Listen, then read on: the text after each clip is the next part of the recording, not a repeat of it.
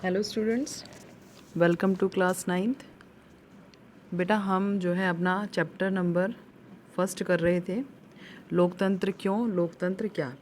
इसमें हमने अपनी लास्ट वीडियो में पाकिस्तान की जो एक घटना थी जिसके बारे में हमने पढ़ा था कि किस तरह से ये साबित हो गया कि वहाँ पर जो है लोकतांत्रिक सरकार नहीं है, सिर्फ नाम मात्र की है। इसके बाद आज हम जो है चीन के विषय में पढ़ेंगे। तो देखिए वन बाय वन हम इसको क्लियर करते हैं कि देखिए चीन की जो संसद है, चीन में जो देखिए चीन की जो संसद है उसको क्वांगो रेममिन दाइबियाओ दाहुई कहते हैं। यानी कि अगर हम इसको शॉर्ट में कहें तो राष्ट्रीय जन संसद है। इससे रिलेटेड जो एक क्वेश्चन आ जाता है कि चीन की जो संसद है उसका नाम क्या है, तो आप देखिए अगर ऑप्शनल में आता है तो आप आसानी से टिक कर सकते हैं क्वांगो रेममिन दाइबियाओ दाहुई। ये जो है चीन की संसद का नाम है। तो देखिए उसको जो है राष्ट्रीय जनसंसद भी कहते हैं। चीन की संसद के लिए प्रत्येक 5 वर्षों में चुनाव होता है नियमित रूप से। जिस तरह से एक लोकतांत्रिक जो है शासन प्रणाली के अंतर्गत होता है, ऐसे ही चीन में प्रत्येक 5 वर्ष के बाद जो है चुनाव होता है। इससे जो है पूरे चीन से करीब जो है 300 सदस्य जो चुन करके संसद में जाते हैं, और जिनमें से जो है सेना के कुछ सदस्य सेना से भी जो है सेलेक्ट होकर के जो है सदस्य सेलेक्ट होते हैं। इसके बाद देखिए चुनाव लड़ने से पहले सभी उम्मीदवारों को चीनी कम्युनिस्ट पार्टी से मंजूरी लेनी पड़ती है। देखिए चीन में सिर्फ एक ही पार्टी है और जिसका नाम है चीनी कम्युनिस्ट पार्टी। और जो भी उम्मीदवार यानी कि जो भी उम्मीदवार चुनाव लड़ने के लिए चुनाव लड़ने का इच्छुक होता है, उसे सबसे पहले जो है चीनी कम्युनिस्ट पार्टी से जो है परमिशन लेनी पड़ती है, मंजूरी लेनी पड़ती है। यानी कि उसकी सदस्यता पहले उसे हासिल करनी होती है। यानी उससे मंजूरी मिलने के बाद ही जो कोई व्यक्ति है वो चुनाव लड़ सकता है। चीन में केवल एक ही पार्टी, ये मैंने आपको बता दिया, जिसका नाम है चीनी कम्युनिस्ट पार्टी, और इसी का जो है पूरे जो है चीन में इसका दबदबा है। तो सरकार देखिए कभी भी चुनाव होता है तो चाहे कोई भी व्यक्ति चुनाव लड़े, कोई भी उम्मीदवार जो है चुनाव लड़े, लेकिन जीत जो है कम्युनिस्ट चीनी कम्युनिस्ट पार्टी की ही होती है। ऐसा क्यों, ये सवाल आपके मन में ज़रूर उठता होगा कि मतलब जब हर 5 साल में चुनाव होते हैं और चुनाव में वोटिंग होती है, और वोटिंग के बाद सिर्फ यही पार्टी क्यों जीतती है। सबसे पहली बात तो ये है कि चीन में केवल एक ही पार्टी है, वो है चीनी कम्युनिस्ट पार्टी। और जो भी व्यक्ति चुनाव लड़ता है, या जो आप उम्मीदवार कह सकते हैं, जो भी उम्मीदवार चुनाव लड़ता है, सबसे पहले उसे कम्युनिस्ट पार्टी की सदस्यता लेनी पड़ती है। और जो है जीतने पर सिर्फ किसकी जीत होती है, कम्युनिस्ट पार्टी की जीत होती है। तो यानी कि आप ये देखिए कि मतलब हर 5 साल के बाद चुनाव होते हैं। मतलब सारा का सारा जो पद्धति है, यानी जो तरीका है, वो तो लोकतांत्रिक शासन प्रणाली का तरीका है। लेकिन क्या इससे ये सिद्ध होता है कि ये जो है ये एक लोकतांत्रिक देश है? क्या ये लोकतंत्र है इस देश के अंदर?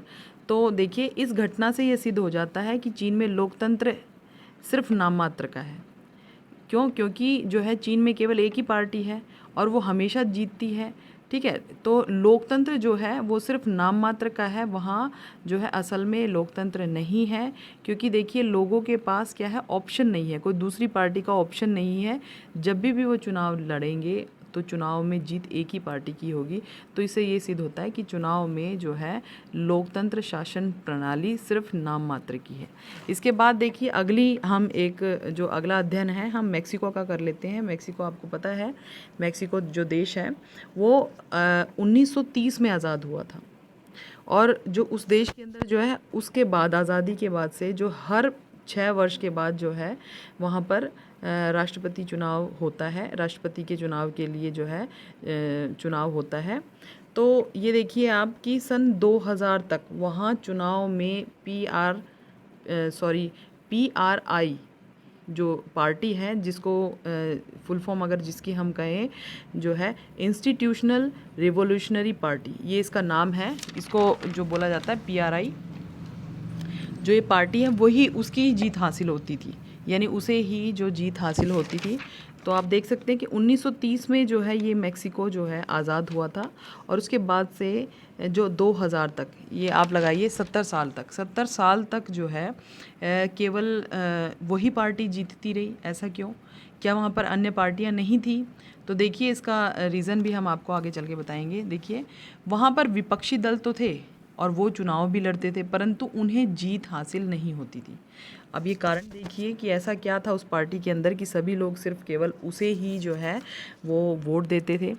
तो देखिए चुनाव में जो पीआरआई पार्टी थी उसके द्वारा चुनाव के दौरान अलग अलग प्रकार के हथकंडे अपनाए जाते थे जीत हासिल करने के। यानी वो हर संभव कोशिश करती थी कि जैसे तैसे जो है गलत तरीक़ों से भी कि किसी न किसी तरह जो है इस पार्टी को जीत हासिल हो, क्योंकि ये इस चीज़ के लिए कुख्यात पार्टी यानी बहुत प्रसिद्ध थी और बहुत ज़्यादा बदनाम पार्टी थी ये। तो देखिए और इसके साथ साथ वो क्या करते थे कि सरकारी दफ्तरों में काम करने वाले यानी कई प्रकार के हथकंडे वो अपनाते थे। साथ में जो उस देश के अंदर जो सरकारी दफ्तर थे, सरकारी दफ्तरों में काम करने वाले थे, उन सभी को जो है ये पीआरआई जो पार्टी थी इसकी जो मीटिंगें होती थी नियमित रूप से उनको उसमें जाना पड़ता था, यानी उनको अटेंड करना पड़ता था, ये कंपलसरी था। साथ में जो सरकारी स्कूल थे, जो सरकारी स्कूल के जो अध्यापक थे उन पर भी जो है प्रेशर बनाया जाता था कि वो अपने द्वारा पढ़ाए गए छात्र एवं छात्राओं के पिताओं की जो है रेगुलर जो है मीटिंग लें और मीटिंग के दौरान जो है वो इस पार्टी को अपना वोट देने के लिए कंपेल करें, यानी उनको मनाएं जैसे तैसे और उनको मोटिवेट करें कि भाई वो इसी पार्टी को जो है वो मतलब वोट दें। तो देखिए पीआरआई पार्टी अपने उम्मीदवारों को साथ के साथ जो है जिताने के लिए हर संभव जो है पैसा खर्च करती थी। जो भी मतलब कैंपेन जो भी जिस भी प्रकार की जो मान लीजिए किसी भी प्रकार की जो वोट के दौरान जो भी खर्चा होता था वो सभी खर्चे वो उन्हें जो है देती थी। तो इस अध्ययन से क्या आप बता सकते हैं कि क्या आपको लगता है कि ये क्या लोकतांत्रिक शासन पद्धति है, क्या इस देश में लोकतंत्र है?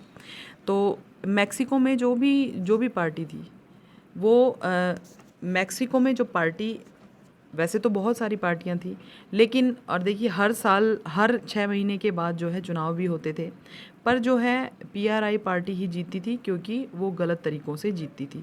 तो ऐसा जो गलत तरीका है ये लोकतांत्रिक शासन व्यवस्था में नहीं हो सकता, क्योंकि जहाँ पर लोकतंत्र होता है वहाँ पर कानून का शासन होता है, नियम कानूनों को फॉलो करना पड़ता है। और इस घटना के बाद ये सिद्ध हो जाता है कि जो है इस देश के अंदर लोकतांत्रिक शासन व्यवस्था बिल्कुल भी नहीं थी। इसके बाद हम जो है जिम्बाब्वे देश जो है उसके बारे में थोड़ा सा अध्ययन कर लेते हैं। देखिए वहाँ की जो शासन व्यवस्था है वो किस प्रकार की है। तो देखिए जिम्बाब्वे देश को जो है 1980 में अल्पसंख्यक गोरों के शासन से आज़ादी मिली थी। जिस तरह से हमारे देश के ऊपर अंग्रेज़ों का शासन था, तो गोरे यानी कि ब्रिटिश अंग्रेज़, तो इन लोगों के जो है शासन से मुक्ति इन्हें 1980 में मिली थी। इसके बाद देश पर जानू पीएफ नामक जो पार्टी है वो राज करती थी। देखिए इस पार्टी अगर आप अगर जो है क्वेश्चंस आ जाएं कि जिम्बाब्वे को आज़ादी कब मिली थी तो 1980 में आप बता सकते हैं। और अगर क्वेश्चन आ जाता है कि वहाँ की जो प्रसिद्ध पार्टी उसका नाम जानू पीएफ पार्टी है, तो उसके बाद जितने भी वर्षों तक जो है चुनाव लड़ा गया, जब तक जो है जानू पीएफ पार्टी का दबदबा बना रहा। इसके जो सुप्रसिद्ध नेता थे वो थे रॉबर्ट मुगाबे। ये आज़ादी के बाद से ही नियमित रूप से जब भी चुनाव होता था सदा ही जो है ये जीतते थे, यानी कि इनकी जो पार्टी थी जानू पीएफ दल वो ही जीतता था। क्यों, कैसे जीतता था? ऐसा तो हो ही नहीं सकता कि भाई मतलब रेगुलर जो है चुनाव हो और चुनाव में एक ही पार्टी जीते। तो इसका कारण देखिए आगे हम देखते हैं कि विपक्षी दलों के जो कार्यकर्ता थे, विपक्षी दल भी थे इस देश में और वो भी जो निरंतर जो है चुनाव में भाग लेते थे। लेकिन क्या करते थे, जानू पीएफ दल के जो नेता थे ये इन जो विपक्षी दलों के नेताओं के कार्यकर्ताओं को मतलब अलग अलग तरीक़ों से परेशान करते थे। जैसे मान लीजिए किसी प्रकार के जो है उसमें केस में उलझा देना या उन पर किसी गलत आरोप लगा देना, इस तरह के जो है कार्य से उनको परेशान करते थे, उनकी सभाओं में गड़बड़ करवा देते थे। तो इस तरह से जो है जो विपक्षी दल के जो नेता थे वो कमज़ोर पड़ जाते थे। और इसके बाद देखिए कि उन्होंने ऐसा दबदबा बना रखा था कि अगर उनके विरोध में कोई अन्य पार्टी प्रदर्शन वगैरह करवाती थी तो सरकार विरोधी जो प्रदर्शन थे और आंदोलन थे उनको गैर कानूनी इन्होंने घोषित कर दिया था। यानी कि इस प्रकार के आंदोलन हैं या इस प्रकार के जो प्रदर्शन हैं उनको किसी प्रकार की मान्यता नहीं प्रदान की गई थी, यानी कि उनको गैर कानूनी घोषित कर दिया था। ऐसे कराने वालों को ये बिल्कुल जो है उसी वक्त जो है वो सज़ा के मतलब सज़ा का प्रावधान होता था कि भाई अगर इस तरह की जो कार्यकलाप कोई अगर करता हुआ मिला तो उनको जो है सज़ा मिलेगी। तो इस वजह से जो विपक्षी और जो विरोधी दल हैं वो बिल्कुल मजबूर थे वो। और देखिए फिर नेक्स्ट पॉइंट कि जो टेलीविज़न रेडियो जो मीडिया थी, यानी मीडिया पर सभी का बराबर का अधिकार होता है, लेकिन इन्होंने क्या कर रखा था कि जो टेलीविज़न है और जो मीडिया है, रेडियो वगैरह है, ये सभी जो है सरकारी नियंत्रण में थे। केवल जो सरकार से संबंधित विचार होते थे या सरकार से संबंधित कार्य होते थे वही जो है इस पर प्रदर्शित किया जाता था। और जो है इसके अलावा इस पर जो है टेलीविज़न पर, रेडियो पर किसी भी प्रकार का जो है और अलग जो है कुछ भी जो संदेश वगैरह नहीं दिया जाता था। तो देखिए यहाँ पर इन बातों से क्या सिद्ध होता है कि वहाँ पर भी जो है लोकतांत्रिक शासन प्रणाली सिर्फ दिखावे मात्र की थी, लेकिन वहाँ पर जो है एक पार्टी का दबदबा था, अन्य पार्टियों के साथ जो है बड़ा बुरा व्यवहार किया जाता था और उन्हें जो है आगे बढ़ने का मौका नहीं दिया जाता था। तो वैसे तो वहाँ पर जो है 2017 जो कि अभी कुछ ही समय पहले की बात है, 2017 में जो है मुगाबे को राष्ट्रपति पद से हटा दिया गया था। लेकिन देखिए इस प्रकार की शासन प्रणाली को हम लोकतांत्रिक शासन प्रणाली नहीं कह सकते। तो आप सबसे बड़ा सवाल जो है हमारे मन में ये उठता होगा कि हमने जो है इतने सारे देशों के बारे में किस प्रकार से हमने अध्ययन क्यों किया है, यानी मतलब हम भारतीय हैं और हमें जो है भारतीय मतलब अपने जो है अपने भारत के बारे में किस प्रकार की सरकार है, किस प्रकार की शासन पद्धति है, उसके बारे में जानना ज़रूरी है। तो देखिए हमने जो है हमें ये आसपास के जो देशों का अध्ययन हमने किया है, ये इस वजह से हमने अध्ययन किया है कि इससे हमें ये पता लगता है कि हमारी जो शासन प्रणाली है वो इन देशों के मुकाबले किस प्रकार से जो है महत्वपूर्ण है। मैंने आपको शुरू में भी बताया था कि हमारे देश में जो है लोकतांत्रिक शासन प्रणाली है और ये जो है दूसरों से बेहतर है। दूसरों से बेहतर यहाँ पर देखिए, यहाँ पर सभी जो नागरिक हैं सभी को समान अधिकार हैं। हमारे पास जो है सार्वभौमिक वयस्क मताधिकार है। हम किसी भी जात से, किसी भी लिंग जो है से संबंध रखे, जात से संबंध रखे, हमारा आर्थिक स्तर कैसा ही हो, चाहे हम अमीर हैं चाहे हम गरीब हैं, चाहे हम पढ़े लिखे हैं, शैक्षणिक स्तर हमारा कैसा ही हो, मतलब हमें जो है सार्वभौमिक वयस्क मताधिकार, यानी कि किसी भी बात को ध्यान में न रख करके हमें सभी को एक समान जो है वयस्क मताधिकार का अधिकार दिया गया है। हम अपने मत का प्रयोग करके अपने पसंद के जो है उम्मीदवार को चुनते हैं जो सरकार बनाते हैं, और हर 5 साल के बाद जो है हमें ये मौका दोबारा मिलता है कि यदि हमने किसी गलत उम्मीदवार को यदि चुन लिया है तो हम अपने नेक्स्ट 5 ईयर के बाद जो है हम अपने इस गलती को सुधार सकते हैं। तो देखिए अगर हम इन सभी देशों से तुलना करें तो भारतीय जो शासन व्यवस्था है ये श्रेष्ठ और उच्च कोटि की शासन व्यवस्था है।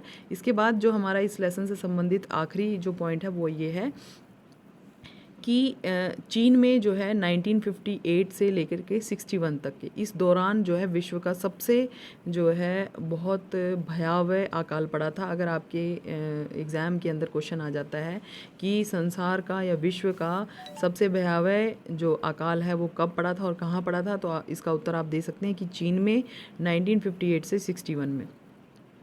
और अगर हम सरकारी आंकड़ों की माने तो उस समय कम से कम 3 करोड़ लोग जो हैं वो भूखमरी से और मतलब इन सब चीज़ों से जो है वो बहुत प्रभावित होकर के मरे थे। तो अब आपने देखा भी होगा कि चीन में जो है इन सालों के बाद जो है काफ़ी सुधार हुआ है। अब तो वहाँ पर जो है डैम्स वगैरह या उसने मतलब हर तरह से अगर हम देखें तो चीन काफ़ी हर तरह से जो है वो मतलब तरक्की कर चुका है। अब तो वो मतलब जैसे इंडिपेंडेंट है, अपने ऊपर जैसे निर्भर है वो मतलब अपने जो देश के नागरिकों का विशेष ध्यान रखते हैं और काफ़ी तरक्की कर चुके हैं। तो अब शायद ऐसी कोई विपदा ना पड़े। तो ये हमारा जो चैप्टर है ये आपने देख लिया कि किस तरह से हमने जो है लोकतंत्र के विषय में पढ़ा, लोकतंत्र का क्या अर्थ था और मतलब ये हमारे लिए क्यों ज़रूरी है। अन्य देशों के मुकाबले जो हमारा देश है वो किस तरह से जो है अन्य देशों से जो है अच्छी शासन व्यवस्था है। तो ये सारा चैप्टर हमने क्लियर कर लिया है। तो thank you, have a nice day.